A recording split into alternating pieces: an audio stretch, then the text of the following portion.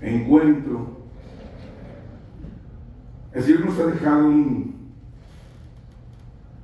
una advertencia en la ruta.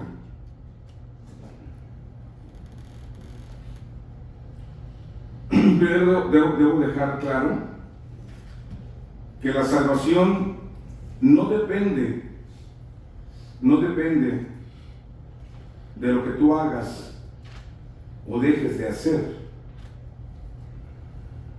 El libro de Gálatas es muy claro cuando dice: concluimos pues que el hombre es salvo no por las obras sino por la gracia.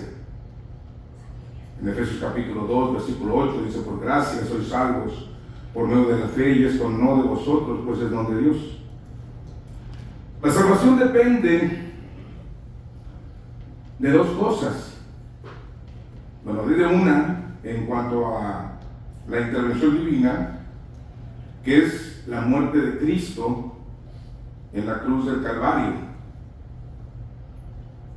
De ahí depende nuestra salvación. Nuestra salvación no depende de lo que yo haga o deje de hacer. Depende de en qué dependo, en qué confío, en qué descanso. Eso es el Evangelio.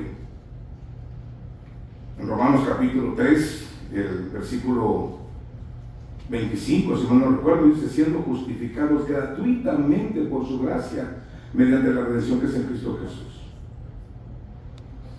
O como dijera otra de las versiones: siendo declarados justos sin costo alguno de nuestra parte, por el rescate pagado por Jesús en el madero.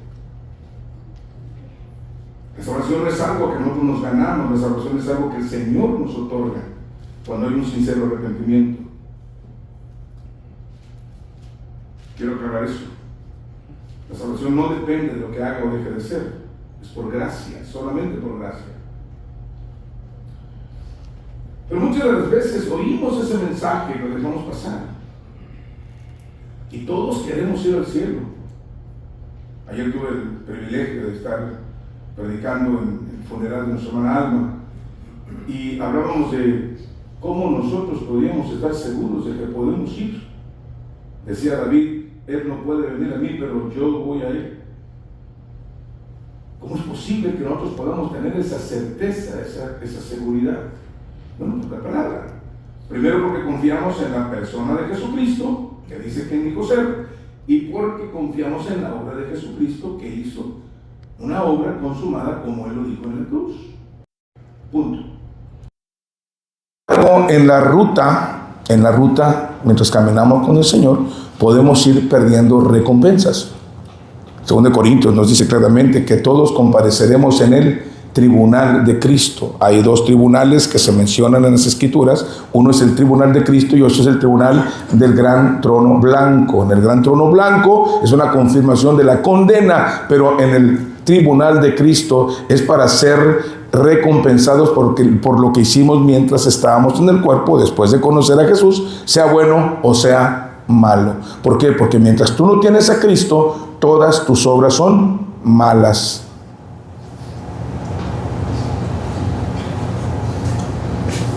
Porque Jesús enseña: por su fruto lo vas a conocer. ¿Ok? Bueno. ¿Qué pasa con nuestra vida? Bueno, quiero que vayan un poquito a Hebreos capítulo 2. Hebreos capítulo 2.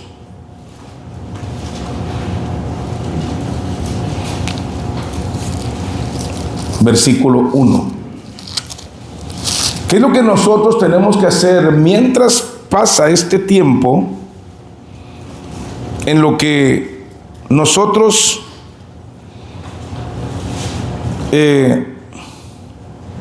vamos en este transitar? ¿Qué es lo que tenemos que hacer entre nuestra conversión al Señor y su venida o nuestra muerte? ¿Cuál es nuestra tarea? ¿Qué es lo que tenemos que hacer? ¿Qué es lo que deberíamos estar preocupados? ¿Lo tiene? Hebreos 2.1. ¿Qué dice Hebreos 2.1? Por tanto,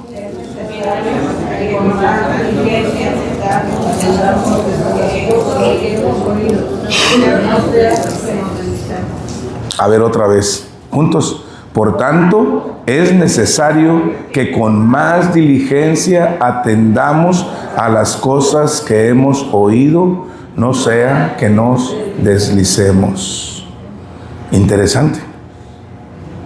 En Romanos capítulo 15, el versículo 4 nos dice que las cosas que antes se escribieron fueron para nuestra enseñanza. Eso dice Romanos capítulo 15, el versículo 4. Específicamente dice, porque las cosas que antes se escribieron para nuestra enseñanza se escribieron a fin de que por la paciencia y la consolación de las Escrituras tengamos esperanza. La vida de un creyente no es fácil. La vida de un creyente no es fácil. El mismo Jesús lo había dictaminado. Él había dicho, el reino de los cielos se hace fuerte y los violentos la arrebatan. También el Señor Jesús dijo que la puerta era angosta y angosto era el camino y pocos la encontraban. La vida de un creyente no es fácil. El apóstol Pedro aclararía a los creyentes que estaban en la dispersión en el capítulo 2, y él diría, a esto les parece cosa extraña que ustedes no corran en el mismo desenfreno de disolución y os ultrajan. El mismo Señor Jesucristo en Juan capítulo 16, Él dijo claramente, en el mundo tendréis aflicción, y va a llegar el momento que el que los mate piensa que está rindiendo servicio a Dios. Es complicada la vida cristiana porque vivimos en un mundo que nos llama al pecado. Tenemos una carne que nos está jalando todo el tiempo. Tenemos un diablo que está todo el tiempo tentando. Estamos bajo una presión extraordinaria. Y a veces no somos conscientes de esa realidad. Es interesante, es muy, muy interesante que la iglesia primitiva se congregaba todos los días. ¿No se han preguntado por qué? ¿Cuál es la tendencia hoy en día en las iglesias? A tener un culto, ¿eh? Un culto los domingos a las 3 de la tarde.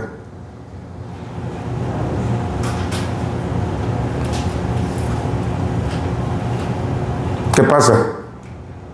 Si teniendo nosotros 3 cultos, 4 cultos a la semana, tenemos debilidad, somos endebles. Esta mañana estuvo la clase. ¿Cuántos estuvieron en la mañana? ¿Cuántos ya la vieron? Sí. ¿Qué tal estuvo? Fuerte, muy fuerte.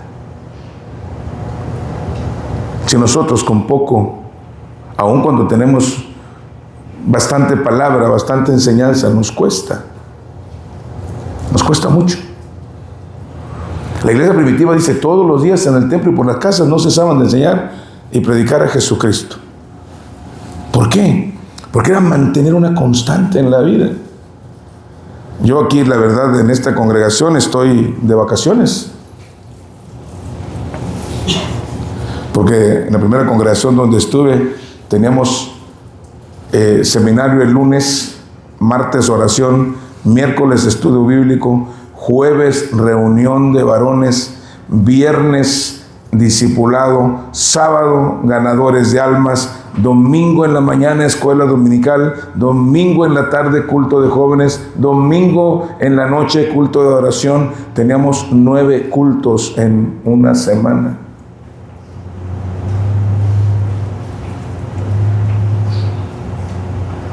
Pues yo digo que aquí estoy de vacaciones.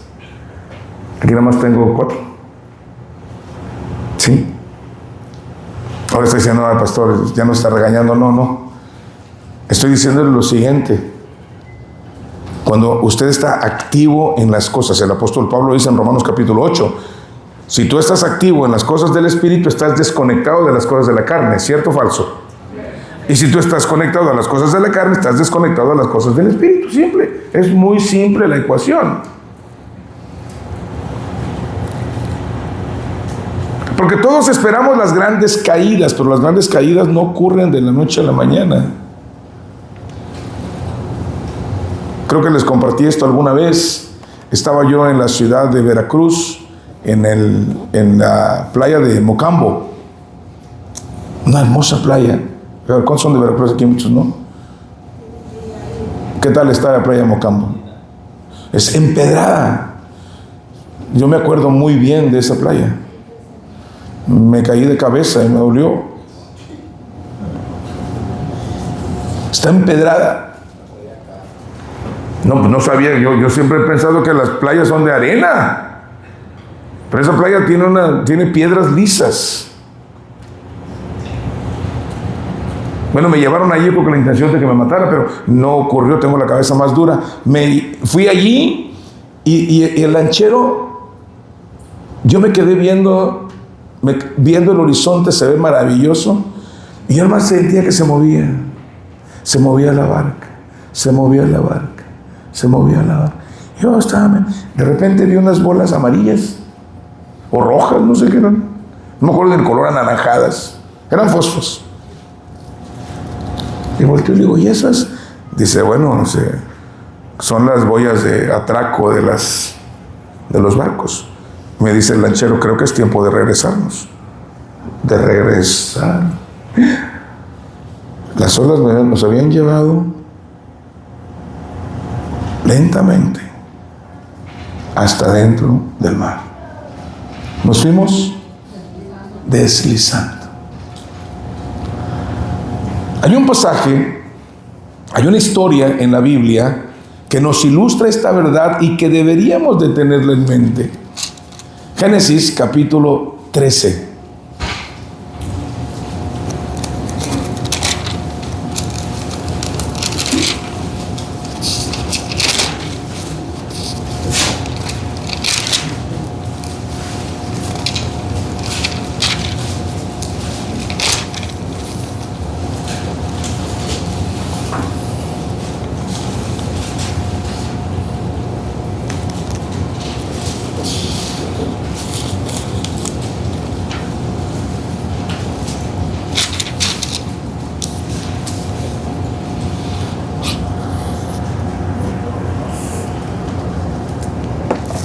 El capítulo 13 nos cuenta la historia de un hombre llamado Abraham. Abraham había recibido de parte del Señor la orden de salir de su tierra y de su parentela, y le había pedido que se fuera a un lugar que él se lo iba a indicar. Y cuando iba en esa ruta, Abraham, desde mi perspectiva, usó la voluntad permisiva de Dios. ¿Qué le había dicho Dios? Sal de tu tierra. ¿Eso qué significaría?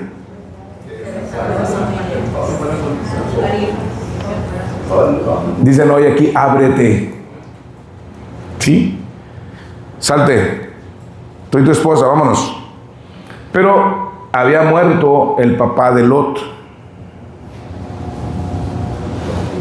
Y entonces dijo Abraham, lo voy a llevar. Se lo lleva, lo trata como hijo. Dios bendice a Lot por causa de Abraham. Y empieza a haber después una pugna. Una pugna. O sea, Dios estaba bendiciendo a Abraham, pero también estaba bendiciendo a Lot. Y ahora hay una pugna porque ahora los pastores de uno y de otro estaban entrando en contienda porque chocaban por los predios para la comida de los animales y estaban peleando en esa situación. Y nos dice la Escritura que hubo una contienda entre los siervos, y entonces Abraham vino con Lot y le dice, oye hijo, estamos teniendo problemas por esta situación. Mira, vamos a hacer algo.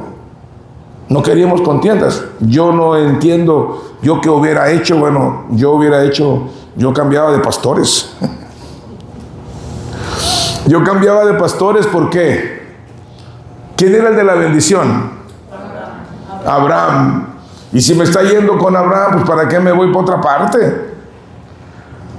¿Cierto o no? Entonces Abraham le dice, mira, hay contienda entre los pastores tuyos y los pastores míos. ¿Sabes una cosa? Vamos a hacer algo. Vamos a tomar la decisión. Si tú vas a la derecha, yo voy a la izquierda. Si tú vas a la izquierda, yo voy a la derecha. ¿Por qué Abraham podía tener ¿por qué Abraham tenía esa confianza? Porque a él no le importaba el lugar, le importaba que Dios estuviera con él, era todo. Él no sabía cuál era la tierra, Él iba avanzando en fe. Él no sabía cuál era la tierra. Vente y te voy a poner en la tierra que yo te voy a mostrar. Y él iba dependiendo de Dios. ¿Quieres irte a la derecha? Yo me voy a la izquierda, no hay ningún problema. Donde yo vaya, mientras el Señor me esté llevando, yo voy a estar bendecido. Esto lo encontramos en el capítulo 13. El capítulo 13, versículo número 8, dice: entonces Abraham dijo a Lot: no hay ahora altercado entre nosotros dos, entre mis pastores y los tuyos, porque somos hermanos. ¿No está toda la tierra delante de ti? Yo te ruego que te apartes de mí.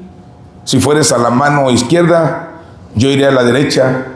Y si tú a la derecha, yo iré a la izquierda. Quiero preguntarle algo. ¿Cuál hubiera sido la respuesta sabia de Lot? ¿Recuerdan ustedes? Hay un pasaje ¿dónde es Ruth? Donde dijo: no me pidas que me separe de ti. Yo me voy contigo, tu Dios será mi Dios, y donde tú vayas yo voy a estar. Esa era la actitud que debe haber tomado Lot. Pero Lot ya tenía bastante.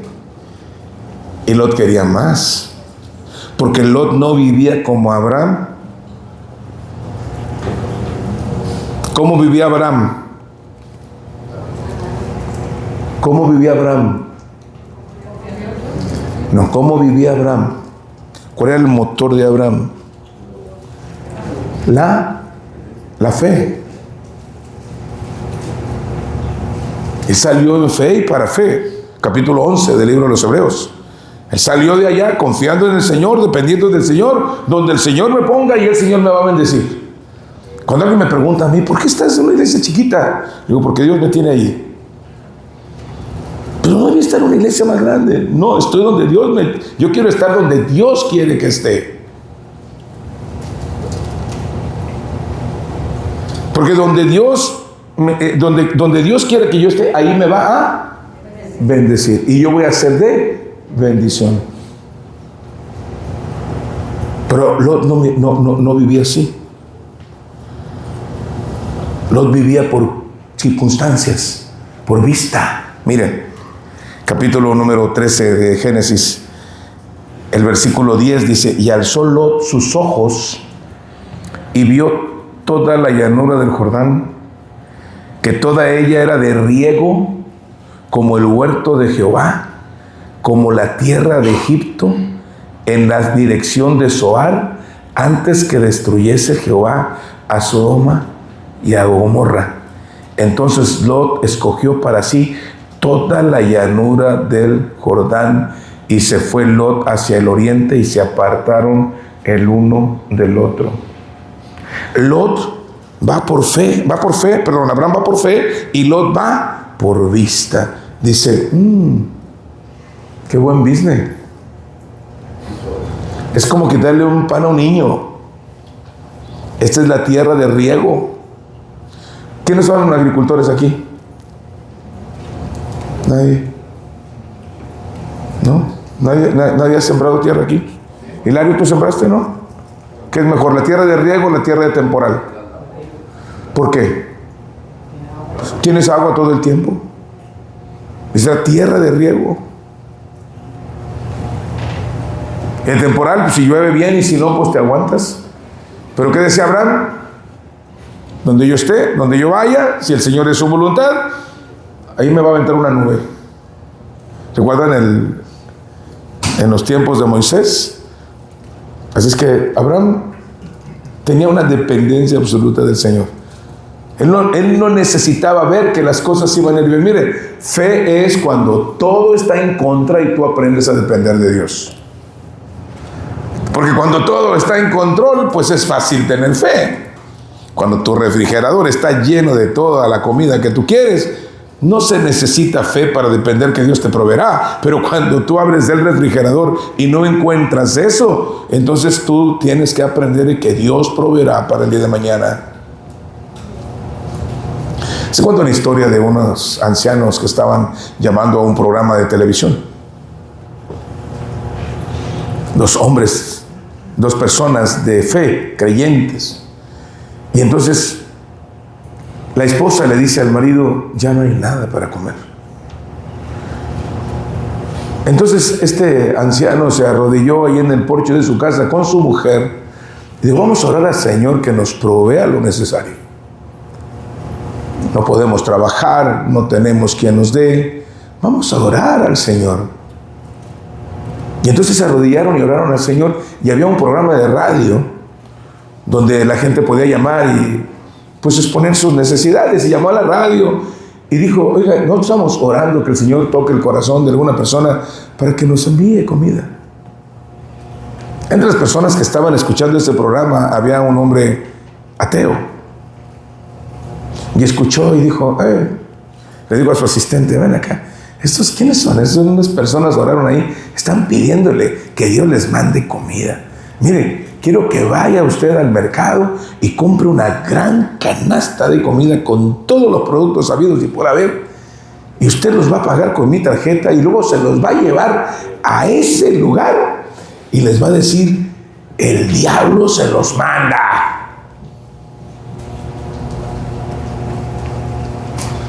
A aquel asistente le parecía rara la orden, pero fue y compró y llevó todo ese cargamento de comida y llegó a aquel lugar y le dice, Señor, le están mandando esto, y aquel hombre dice, gloria a Dios, el Señor provee, pero usted no quiere saber quién se lo manda. Dijo, no necesito saber, porque cuando Dios manda, hasta el diablo obedece.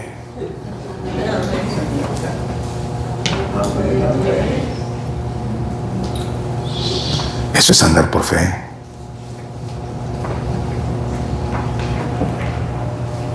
Cuando todo está oscuro y todo lo tienes en contra, es cuando la fe se pronuncia. Es cuando la fe se ejerce. ¿Dónde estaban todos los soldados de Saúl cuando se paraba Goliat a desafiar al Dios de Israel? ¿Dónde estaban? Y de repente se enfrenta un mozo, jovencito. Digo, ¿quién es este incircunciso de corazón? No, tú no, brother, estoy hablando de otro. Sí. ¿Quién es este incircunciso de corazón? Que va llegando el hermano y le dice así, no, bro, estoy señalando. ¿Quién es este incircunciso de corazón? Dice, es Goliat. Y está desafiando al Dios de los ejércitos. Y cuando Saúl le va y le dice, ¿qué hay que hacer o qué? No, pues hay que ir a pelear con él. Dice, mira, así como Jehová me dio victoria sobre los osos y sobre los leones en el campo, así este incircunciso va a ser uno como ellos. Y era tan alta la fe de David, que él va y coge 5 piedras lisas del arroyo. Y nunca faltó, ya estábamos compartiendo en las clases de hermenéutica ayer. Le digo, alguien dijo que era el nombre de Jesús. Es una forma muy falsa de interpretar la escritura, una exégesis. Eso no es una exégesis, es una eisegesis. Lo que pasa es que Goliat tenía 4 hermanos. Y David no solamente confiaba en que el Señor le iba a dar victorias sobre Goliat, sino que si se metían los hermanos también había para ellos. Fe es cuando tú no tienes nada, cuando no hay nada seguro y tú solamente dependes de la dirección y la gracia de Dios. Yo les he dicho, en este tiempo donde hay tanta zozobra por el ICE y todas estas cosas, yo les he dicho, número 1, usted camine con Dios. Apéguese a las cosas del Señor. Camine en línea. Cuando los caminos del hombre son rectos delante de Dios, aún al ICE lo hace estar tranquilo. Porque es el enemigo ahorita, ¿no? Segundo, entienda que usted forma parte de un plan perfecto desde el día de su conversión. Efesios 2:10. Entienda que aún en el proceso, si por alguna circunstancia esto ocurriese, el Señor está con usted. Y número 4, al final del camino, Él promete que todas las cosas ayudan para bien. Amén. Gloria a Dios. Pero para eso se necesita fe. Pero Lot no iba por fe. ¿Qué ocurre cuando nosotros no vamos por fe? Nos vamos guiando por las circunstancias. Veamos qué pasó con Lot. El Espíritu Santo es muy directo al decir, y se fue Lot hacia el oriente y se apartaron el uno del otro. Dice el versículo 12, Abraham acampó en la tierra de Canaán, en tanto que Lot habitó en las ciudades de la llanura y fue ¿y qué hizo? Y fue poniendo sus tiendas hasta Sodoma. Esto no fue de la noche a la mañana.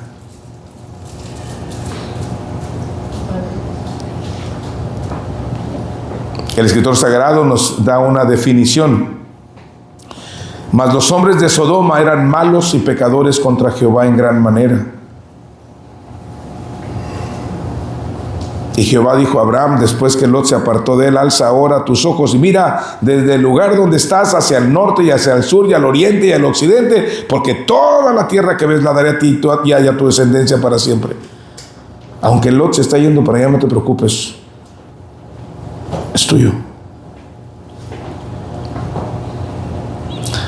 Y haré tu descendencia como el polvo de la tierra, que si alguno puede contar el polvo de la tierra, también tu descendencia será contada. Levántate, ve por la tierra a lo largo de ella y a su ancho, porque a ti la daré. Abraham pues, removiendo su tienda, vino y moró en el encinar de Mamre, que está en Hebrón, y edificó allí altar a Jehová. Pero ¿qué hizo Lot? La siguiente vez, en el capítulo 14, encontramos a Lot no viviendo cerca de Sodoma y Gomorra. Encontramos a Lot en Sodoma y Gomorra. El apóstol Pedro nos da una información acerca de Lot y dice, él vivía angustiado por la conducta nefanda de los de Sodoma. Pues angustiado, pero no se salía de ahí. El apóstol Pablo dice, las malas conversaciones corrompen las buenas costumbres. ¿Qué pasó con la familia de Lot? Sus hijas ya habían conseguido novios en Sodoma y Gomorra.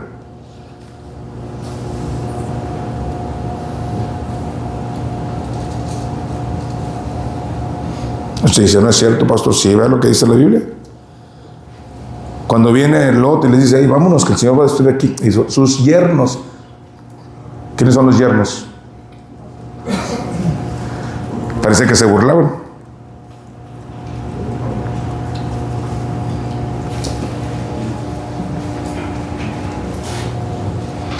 Lot se había contaminado de aquella forma de vida también. Pero cuando llegaron los ángeles, ¿qué hizo Lot?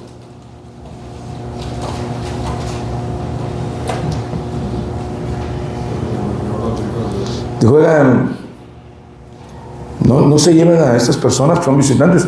Ahí están mis hijas.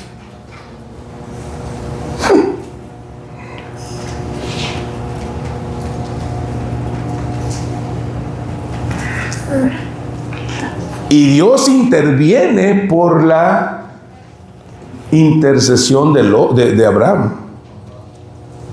Porque el Señor viene y le comunica su plan a Abraham. Dice, voy a destruir Sodoma y Gomorra porque su maldad ha llegado hasta mí. Y él dice, Señor, es que ahí está Lot. Y seguramente el Señor pudo decirle, sí, yo sé que ahí está. Se olvidó que la bendición estaba a tu lado y se fue yendo hacia Sodoma y Gomorra. Y ahora está, como dicen acá, bien enganchado allá, en Sodoma y Gomorra. Y si bien es cierto que el Señor en su misericordia logró que Lot saliera con vida de aquel lugar, su vida fue un calvario, hermanos. Primero se queda viudo.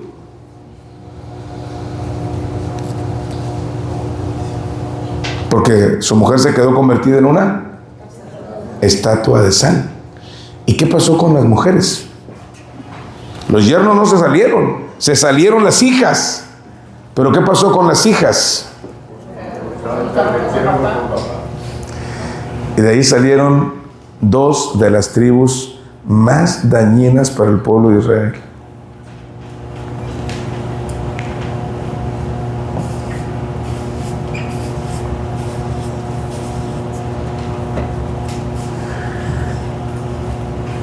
El deslizamiento, hermanos, no ocurre de la noche a la mañana.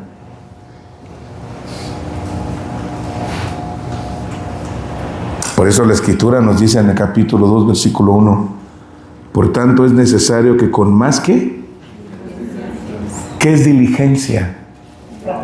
Es pon atención, pon atención, pay attention. No te descuides. Ocúpate en las cosas espirituales, ocúpate en las cosas de Dios, mi hermano. Porque cuando menos acuerdas, estás en la ruta que no debiste estar. Y no te das cuenta. Porque la primera cosa que hace el diablo en tu carne es insensibilizarte. Más adelante el escritor sagrado dice, mirad bien, no sea que alguno se endurezca por el engaño del pecado.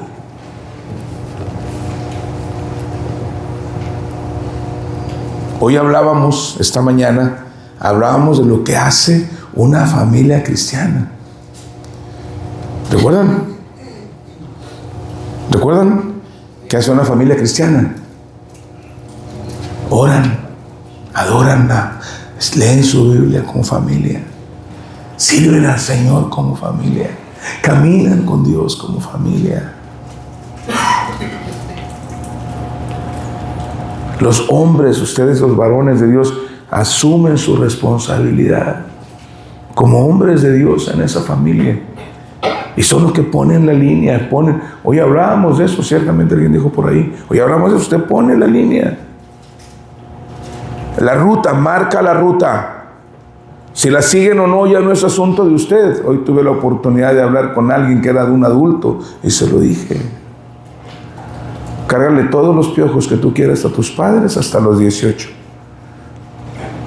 Todas las culpas y tú por tu culpa, todo. Pero de los 18 para arriba, hazte responsable de tu vida y de tus errores.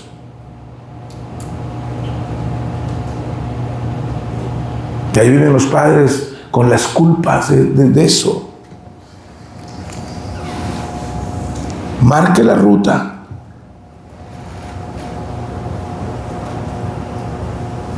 El deslizamiento es peligroso porque es paulatino, así como yo fui andando poco a poco en aquellas olas y no me percaté cuando ya estaba muy retirado. Si no es porque el lanchero era una persona experimentada, yo no sé qué hubiera hecho, porque dicen que el mar va jalando hacia adentro, ¿no?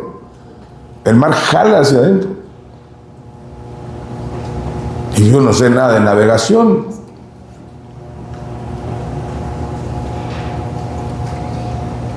Como que se pierde en el desierto.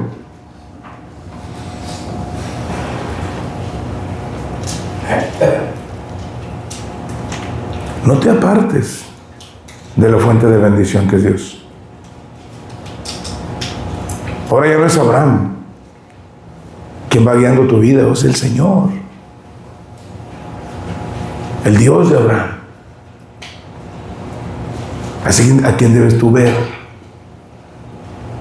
El escritor de los Hebreos en el capítulo 12 lo vuelve a repetir. Puestos los ojos en Jesús, el autor y consumador de la fe. Y cuando ponemos esa línea, no hay nada que nos pueda vencer, hermanos. Por usted, por su familia, camine con Dios.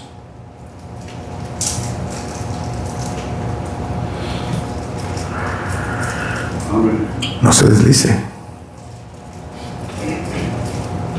¿Cómo te das cuenta que te estás deslizando? Y con esto voy a concluir. Vamos a ver, a vía de contraposición, cómo es que tú estás cerca de Dios. Salmo 5, dice David: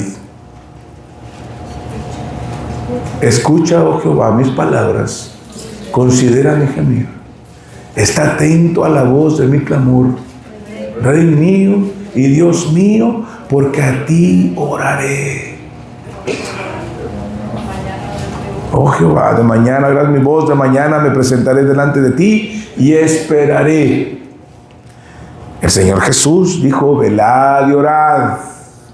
Y Pablo dice, orando en todo tiempo. Cuando tú pierdes tu deseo de orar, estás lejos, empiezas a deslizarte. El Salmo 19, David hablaba de la palabra y decía, cuánto amo yo tu ley, todo el día es ella mi meditación. Cuando yo vine a los pies del Señor Jesucristo, me regalaron una Biblia, pero no me la pude llevar al campo donde trabajaba. Así es que me llevé una Biblia de los Gedeones. Y allí yo leía mi Biblia. Me leí 5 o 6 veces el Nuevo Testamento con proverbios y salmos. Me fascinaba la lectura de la palabra. Me fascina, no me fascinaba la lectura de la palabra.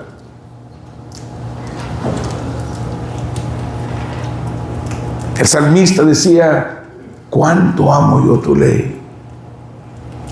Salmo 19, el versos 6 y 7 menciona, la ley de Jehová es perfecta, que convierte el alma, porque es la palabra la que transforma tus emociones, tus sentimientos y tu voluntad.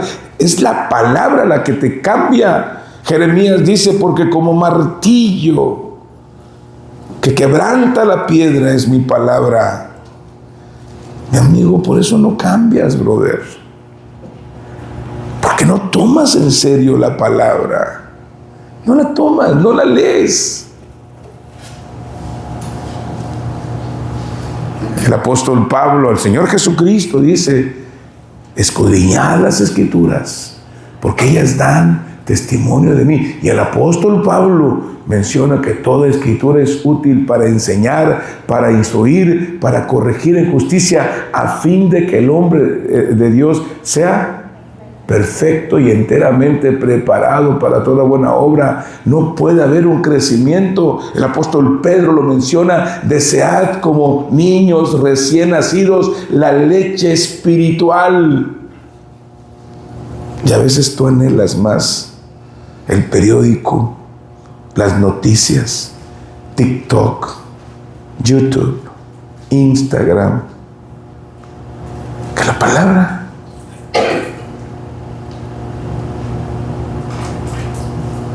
Tercero, el Salmo 133. Mirad cuán bueno y cuán delicioso es habitar los hermanos juntos en armonía. Es como el buen óleo. Ay, pastores, que hay hermanos que no me gustan. Sí, es cierto. A mí tampoco. Pero esos hermanos son puestos ahí para que tú desarrolles tu capacidad de amar. Yo tuve 10 años a un hermano que era una espina en los ojos en mi primer pastorado. 10 años. Mi esposa me decía, ¿por qué no lo corres? Le digo, porque no estoy aquí para correr a nadie. Si se va, ni modo, pero yo no estoy para correr a nadie. Estoy para tratar de restaurar.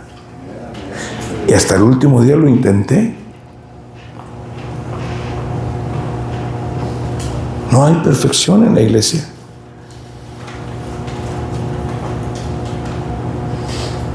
Pero tampoco tú eres perfecto.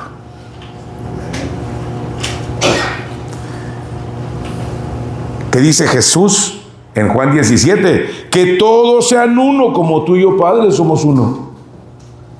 Este es mi mandato, que todos sean uno.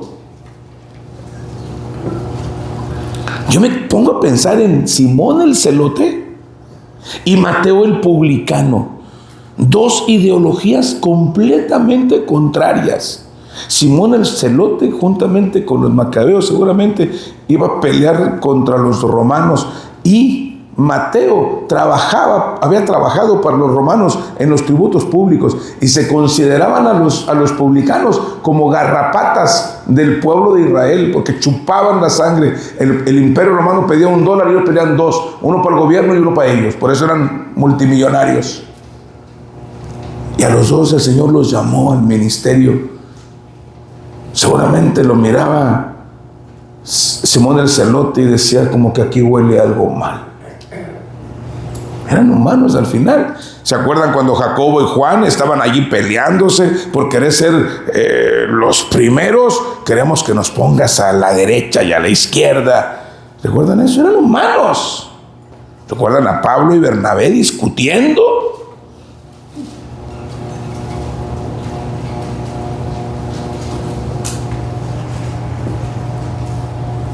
Sin embargo, Hebreos dice, no dejando de congregarnos,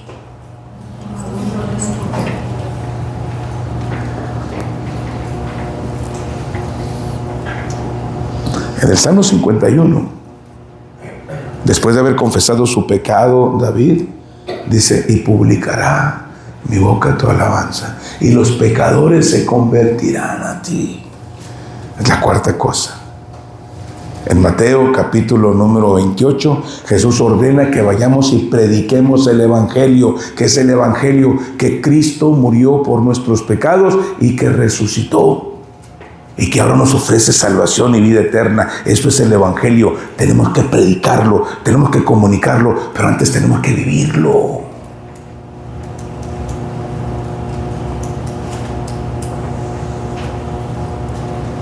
Ahí tienes 4 cosas que con la cual tú puedes revisar tu salud espiritual.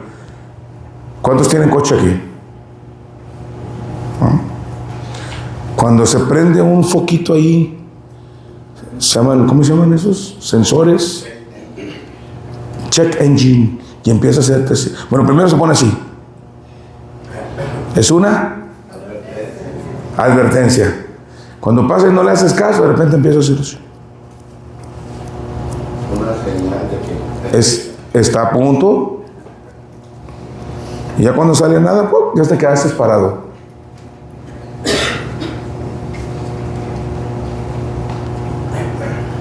Si tú no amas el orar, si tú no amas la palabra, si tú no amas el congregarte con tus hermanos, aunque te caigan gordos, es que no entendemos, hermanos. Dios me ordena amarte a ti aunque me caigas mal. Nos hemos equivocado en el concepto. Y lo va a decir Juan, si amáis a los que te aman, ¿qué haces de más? Vayan a 1 de Juan, vayan a 2 de Juan, vayan a 3 de Juan. No me crean, vayan allí. Si alguno dice que ama a Dios y no ama a su hermano, el tal es no lo dije yo, lo dijo Juan. Vayan y peleense con Juan, no, la bronca no es conmigo.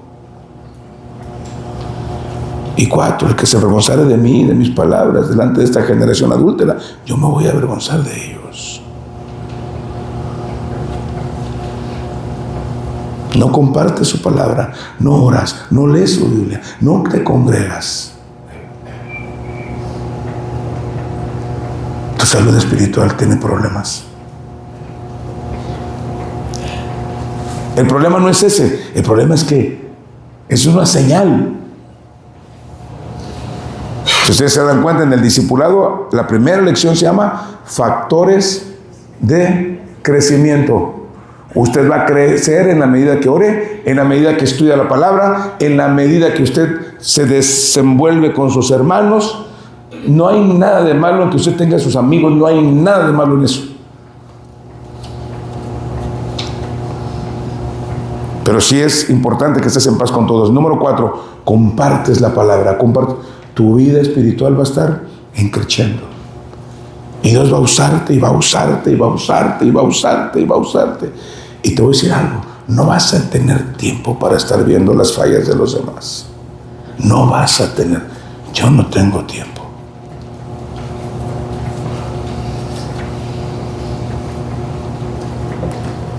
Concluyo diciendo lo siguiente. Por tanto, es necesario, note, no es una opción. Es una necesidad. ¿Qué es una necesidad? ¿Zapatos nuevos? ¿Es una necesidad? No.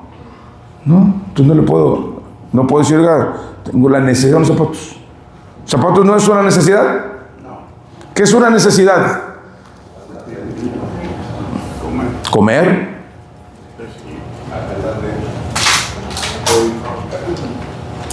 Comer es una necesidad. Es como cuando ustedes van al hospital, van a una emergencia, ¿sí? ¿Qué es una emergencia, señor Emanuel? Es aquello que se pone en riesgo tu salud o tu muerte o tu vida, ¿sí o no? Tú llegas allí con un dedo reventado y llega uno con un impacto en la cabeza. ¿Quién van a atender? Pero yo tengo 4 horas aquí esperando. Sí, pero no es una emergencia. Porque pues lo más que te pueden hacer es que te mochen el dedo. Pero no te vas a morir. ¿Cierto? ¿O estoy mal? ¿Ah, estoy mal? Ah, bueno.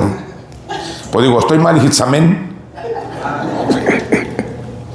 ¿Me explico? Dice, por tanto, es necesario, esto no es una opción, es una necesidad, que con más diligencia, es decir, que no procrastines, que no lo dejes para mañana, porque para mañana vienen los pajaritos, se comen la semilla y se va, según la parábola del sembrador. Atendamos a las cosas que hemos oído, no sea que cuando acordemos estemos donde están las boyas de la área de estacionamiento de los barcos, y a lo mejor tú no tienes un lanchero que te pueda llevar a buen puerto. Yo tuve la bendición de tenerlo. Yo te pregunto esta noche, ¿vas en el camino de bendición? Siguiendo al Señor, amando su palabra, amando orar, amando congregarte, amando hablar a otros de Jesús. No. Chécate, ¿dónde vas? No vaya a ser que vayas poniendo tus tiendas.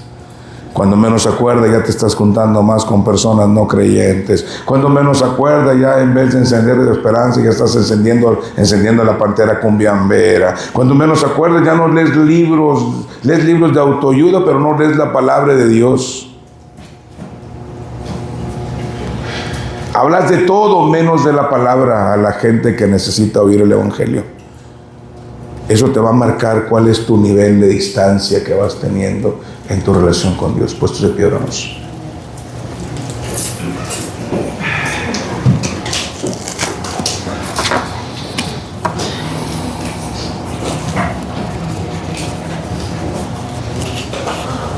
Amado Señor, te damos gracias esta noche por tu palabra.